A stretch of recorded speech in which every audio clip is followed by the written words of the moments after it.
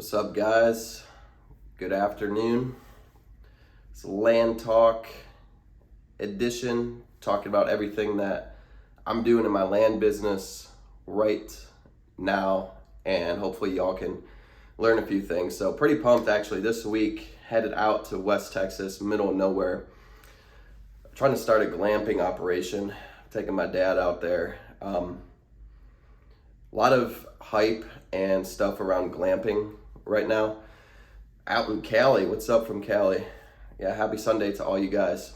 But right now, glamping, RV parks, mobile parks, huge craze around that. I've been doing land now for over 6 years, and this is gonna potentially be my first venture into something else, but I think a lot of people get like shiny object syndrome, right? Like I've had a lot of students and other people who are having success in land or real estate or houses, whatever it is, then they go off and try and do something else. And so I'm trying not to do that. I know it's going to take a bunch of time away from my business, so it's definitely going to have an effect on my land business, especially because of where it's at and location. But for me, it's more of like a brand and legacy thing, basically. Like I'm known as the land guy. I'm going to continue to be known as the land guy. And like, what better to pair in with land than a glamping site or an RV park or both, mobile homes, all that stuff. But when you're starting off, don't do it in the beginning. My company Christmas party. Should I have a Christmas party? Make it a live event with my one employee? Happy holidays to everybody, by the way. I love Christmas, favorite holiday. It's crazy. A good thing to talk about is like land sales and real estate sales around Christmas. Like people are always just like, a lot of beginners, oh, what's going to happen with sales over Christmas? Like, are people going to be selling land or buying land or whatever? It's like, my business never slows down around Christmas. I think it might actually pick up a little bit because I think everybody's just home for the holidays, on their phone, not doing anything, looking at real estate, looking at land, and they could get it as a Christmas gift. So whether they're talking to the husband or the wife or thinking about buying land as like a gift for themselves or for others, especially smaller pieces of land, plenty of land out there that you can buy for less than $10,000. It's funny because I was having this conversation with someone a few days ago over DMs, and they're messaging me like, how should I start? I'm looking to buy land, and it's like so many beginners make the mistake of like they buy a chunk of land and then they go out and try and figure out what to do with it or how to do it. It's like that is backwards, obviously, right? Like figure out how to buy a piece of land. Most importantly, buy it under value. Like get it at a good deal. If you think that you're going to go out and buy a piece online, it's probably priced at full market value. If they have it listed for 10 grand, it's probably a case where they bought it for $3,000, $4,000, $5,000 and are selling it for $10,000. And so not only can you lowball them if you really want that piece of land, offer them like $7,000, or B, you could just go in and send out some direct mail or do exactly what they did or I do and get the land at the value that they got it at. It's like too many people out there overpaying for real estate, and it's because they're not educated. They don't have the knowledge. There's plenty of free resources out there. Like I'm not even asking anyone to pay me or advocating for anyone to pay me or anyone else. Like go watch my YouTube videos or other land people's YouTube videos, and you'll see exactly how it's done, and at least you'll have the mindset and be able to know how this game works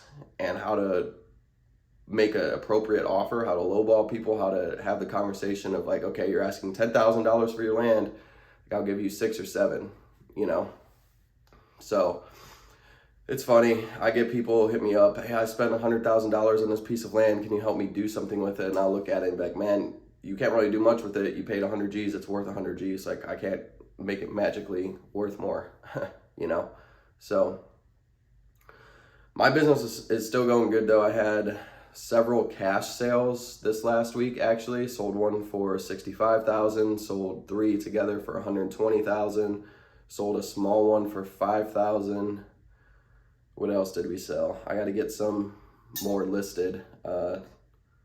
We have one under contract for $5,000 down and $418 a month for 120 months. So sales are still happening every single day, every single week, even in this economy. What you're going to find, I think, is we're going to have to buy for less and sell for less. Obviously, the sellers are kind of starting to understand that they're not getting these crazy values anymore. They had their land listed at or above market value, you know? And now I'm finding that they're being more open to accepting and entertaining seller financing offers and lower prices, obviously. I'm gonna buy it for less and sell it for less, and therefore my margins are gonna basically remain the same. My time to sales will probably slow down a little bit. That's kind of what I'm seeing is like instead of selling land in like a week, it might take like 3 to 4 weeks and a little bit more marketing spend, but that's fine.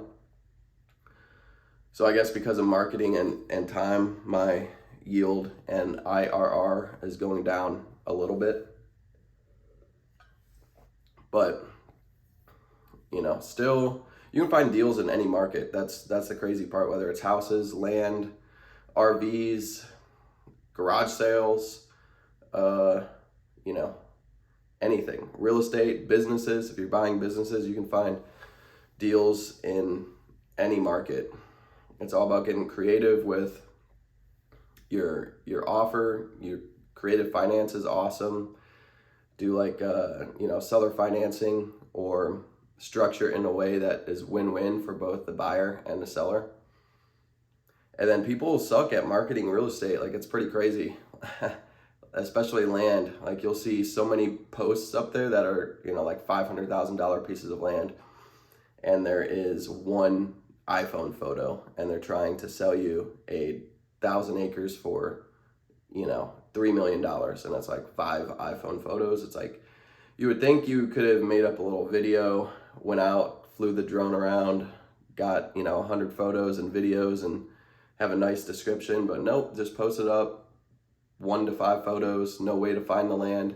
It's like I was talking to, what were we looking at? We're looking at this one in Colorado on the group call, and there was no way to find it based on the listing. The only way was he had to call the realtor and get a property ID number, and then we looked it up on the GIS map. But the thing is, like, your average Joe Schmo buyer who we're selling to, like, you know, in the city, who wants to own a piece of land, like, you don't have a location, an address, or like a GPS or a pin drop or something. Do you think the average person's gonna be able to go to the county website, pull up the GIS map, type in a parcel ID, look at the map, and figure out what the heck is going on and where the land is located?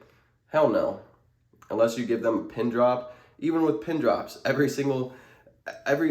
you know, probably 10% of the time, 20% of the time, I give someone a pin drop and they're like, it's not working. I can't use it. How do I use these GPS? I don't know how to use my phone. It's like, dude, you literally click the link or you press and hold copy and then go to your maps and paste it in. It's funny, I'll actually make little screen grab videos. Like, you guys know the self-recording video on your phone where you can screen grab, and if you hold it and press on it on an iPhone, at least you can turn on your mic, and so you can screen grab video your iPhone with a mic and you talking into it. So I'll make like little tutorial videos. This is a good tip for y'all in real estate, whether it's houses, apartments, multifamily land, whatever. Like, make little videos for your potential clients or customers. Like, I'll screen grab a video of me talking. Okay, this is, you know, it's just a 30 to 60 second video. This is how you use the GPS. I'll go into the chat, be like, you press on it, you hold copy, you go over to your maps and press paste, and then I'll be like, this is where the land's at. And then they'll be calling me like, I can't find it. The GPS isn't working. I'm like, oh my God. Most people don't even know north, south, east, and west. You know that? A lot of people apparently never eat soggy waffles in elementary school or how to read a compass. You hold it until it points north and lines up with the N, and that's north. It's like, I don't think it could get any simpler. And we make it so easy nowadays. We literally have electronic compasses in our car. It says north, south, east, or west. It's like, it just blows my mind. So tons of opportunity out there with just crappy listings online. But if you're a first-time land buyer, like, download my free ebook, go listen to free podcasts. There's literally dozens of hours out there on how to buy land, what to look for, etc. You know, are these land sales online a scam? Like I get asked that a lot. Like someone will send me like a $3,000 or $5,000 listing. Is this a scam? It's like, no, it's not a scam. That's exactly how a lot of people start flipping land, including myself. You know, we go out and buy it for $1,000, $2,000 and flip it for 4, 5, 10,000, whatever. It's like, that's not a scam, but it doesn't mean you're getting a good price or a good deal. And a lot of people just buy it because they're like, I want to own land. It's like they don't even know where it's located. It might not have road access. It might, you know, be in a place you don't want. You might think it has utilities when it doesn't. You might think it has water just because the listing says water would be by well. Like a lot of rookie and beginners do that. Like they have this whole listing description broken out. It's like water would be by well, sewer, needs septic. Like just because they say that doesn't mean you can actually drill a water well. You know, there might be no water. There might be no aquifer over there. So those are all things you got to look for and keep in mind. And it's not that hard to figure out. There's a bunch of free resources out there, like I said. So what's up, Instagram, over on YouTube as well. This video will be going up in the Land Talk series. It's kind of just like a weekly podcast video series I'm doing. If y'all have questions, drop it in. What's up, Brian? Wave to Brian. Ops manager jumped in the chat. But yeah, y'all, another thing like VAs, I'm not a huge fan of VAs at all. I was talking to a guy this week, and he has this whole operation set up with like VAs and handling calls and everything. It's like, I'm a fan of full-time employees who are quality and know what the heck they're doing, and you can train them and build them into badass, you know, people and employees and show them how to run and operate a business, as opposed to a VA. It's like a lot of times what I see is there's more tire spinning and like 3 steps forward, 2 steps back, 3 steps forward, 2 steps back. It's like it takes so long and so much hand holding, and you don't have very much control over what they're doing. It's hard to find quality VAs. And so a lot of people get this like, cause there's a lot of land people out there teaching it this way. I do not teach it this way, by the way. If you take any of my stuff, you will hear me crap all over VAs all the time, and like automating and everything and delegating. Never delegate what you don't know. A lot of people get sold this pipe dream on land flipping and building a land business by other land educators out there. Like, oh, go out and build the system and get a bunch of VAs to manage it and blah, blah, blah. Get inbound call VAs and customer service VAs and acquisition VAs and managers. And it's like, none of that stuff. I mean, I know a handful of people who've built $1 million businesses that way, but every big land operator either does it all themselves or has a couple of full-time employees. So for all of you beginners out there who think that you're gonna be delegating and using VAs and all this stuff and completely step out of your business, like you're not going to be able to. It's gonna be hard. I'll take that back. I'm not gonna say you won't be able to do it. It's gonna be hard, it's gonna be frustrating, and you're better off just paying someone a lot more money and do it full-time.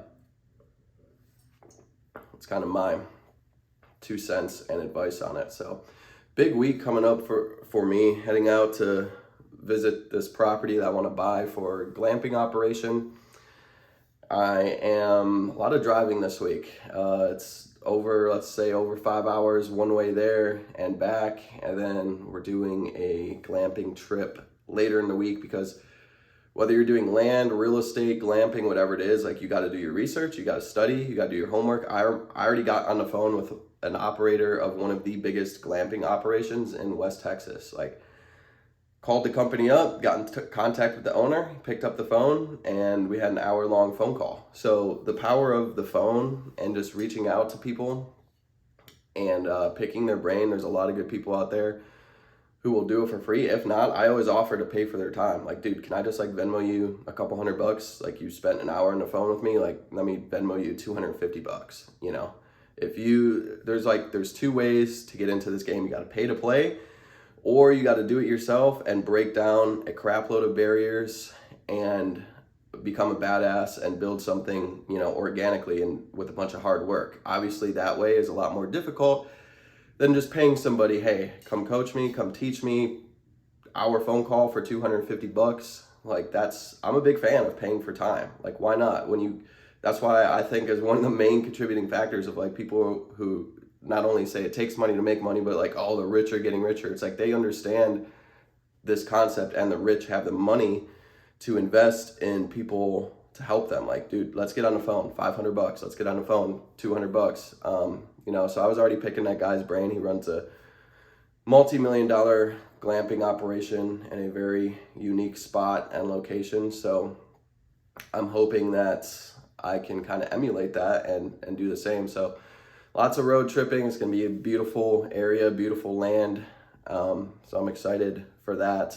I'll be staying at this glamping site in a dome, like those stargazing domes. For those of you who don't know what glamping is, they literally have like in the middle of nowhere a dome. It just has a clear sheet over it. Basically, it has a full-on bed and sheets, and it even has running water. They have an air conditioner in there. They have a fire pit out the back, and you can it's like, fancy glamping. You sleep in the dome, but you're looking up and you can see all the stars. And if you're out in the middle of nowhere, obviously it's crazy. So this glamping operation, I'm not gonna say more other than West Texas. You could probably find it if you Google it. It's a pretty famous one. So West Texas, I love West Texas, but there's a lot of that type of stuff going on in different parts of the world, especially Texas. A lot of like cabins and domes and stuff for rent in Texas. So if you're gonna start a new operation, whether it's land, camping, glamping, wholesaling, whatever, I try to get on the phone with an expert and see how they're doing it and how I can learn from them, basically, obviously. So that's my week. Lots of road tripping, a couple calls. That's about it. Yeah, Terlingua, it's close by. Say that. Stayed in a bubble. How was it? Did you like it? I'm excited because I've never been to a dome like that. I love just primitive camping in a tent, but I felt why not do this one bougie and, try out the geodesic dome. It's crazy because, just picking this guy's brain, I was looking online for domes and they were like 15, 20 G's. To buy a dome, you put it together. It's pretty straightforward actually. And talking to this guy on the phone, he's like, dude, no, you need to, just get with me. We got the hookup. So we get it straight out of the manufacturer. They're like $2,500. So spend $2,500 on a dome, or spend 15 to 20 G's on a dome from somebody who's obviously upselling you for the middleman. It's like one phone call. If I do 10 domes, just saved me probably, over $100,000. So that's obviously the power of just picking up the phone and talking to people. I pay this dude, let's say if I paid him $500 for an hour phone call, I just saved myself over $100,000 on geodesic domes for my operation. But that's how the game works. A lot of you guys, you got to start free resources, just learning, seeing what's going on, and then from there you got to dive deeper. Any questions this Sunday on land? It's gonna be a big 2023. I know I'm gonna have a huge tax bill for 2022, so that's gonna be fun. As we wrap up tax and get into tax season, but 2023 should be a big one because I'm looking at a lot of big projects and trying to scale it to the next level. So bigger subdivisions, different operations. There's a mobile home park I'm still looking at. Actually, I need to look at the map. I should probably check that out on the way to this operation I'm going to tomorrow. Leaving at 6 o'clock in the morning. What's crazy about Texas is there's actually a time change. Texas is Central Time, but as you go out west, right as you hit like deep West Texas, there's a time change, and you actually go back an hour. So it's like I'm gonna be traveling through time. LLC protection. What do you use? Yeah, I have an LLC, multiple actually. I'm not an attorney or CPA, so I'm going to stay away from legal advice, but I use an S Corp, and obviously I recommend using an LLC. It's funny, when you're first starting, I recommend just buy land on your personal name. That's how I started. I bought like my first 5 properties as John Jasniak, and I sold them as John Jasniak. You can't buy them personally, then sell them as an LLC without transferring them over legally, obviously. So I just bought them in my personal name, sold them in my personal name. As you get going and your operation grows, you obviously want to create LLCs and have that for liability protection. So I can tell you, nearly every single land operator uses an S corp. I'm a big fan when you're doing big subdivisions to make LLCs for each one. Basically, you could set it up as a series structure, or you can just have a separate LLC for each big subdivision. But you don't want to have too many assets in one company, basically, because that opens you up to liability issues. If someone falls on one of my pieces on Jazzland or kills himself, they can sue Jazzland for its entire worth. Well, if its worth is, only 2 million, and my other LLCs are 2 million, 2 million, 2 million, that's like the most I can get is 2 million from Jazzland, right? And so it's liability protection. Any decent CPA or attorney will know about that, but as you grow, you're going to need it. When you're starting, keep it simple. First few deals, personal name, in my opinion. Get started, take action, and then as you do more and this business is potentially for you, then yes, look into forming an LLC after your first few deals. Am I managing the domes myself? That's going to be, okay.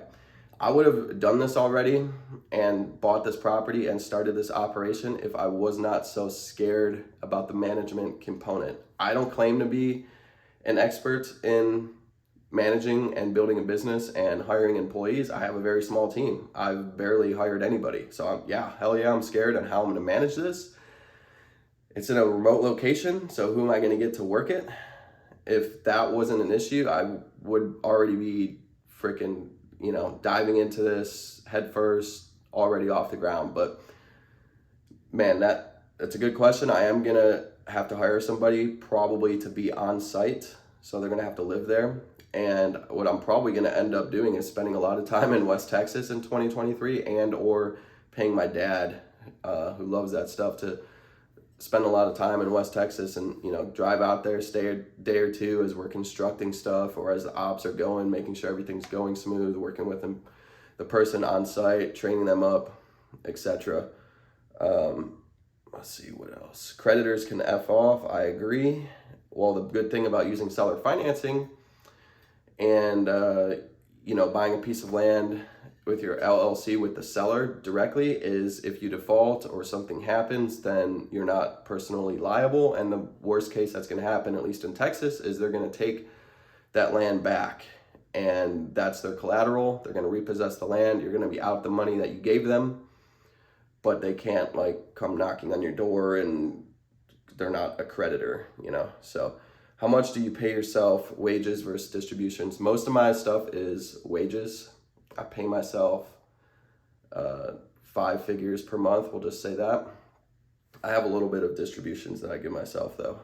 Plus I have personal investments and my coaching and teaching and stuff that pays me a little bit. It's not like a massive business yet, but I do have just personal investments and stuff that pays me as well. But pay myself from my land business 5 figures with minimal distributions.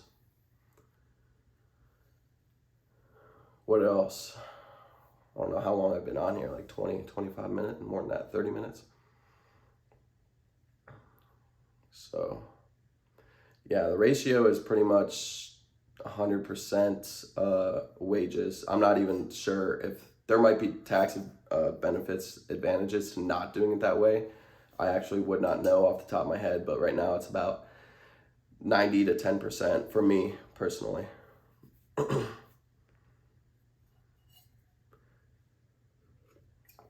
Big weekend for fantasy football. Any fantasy football players here? We got the NFL going right now. Obviously, I'm a big sports guy. Fantasy teams in the playoffs, so that's fun.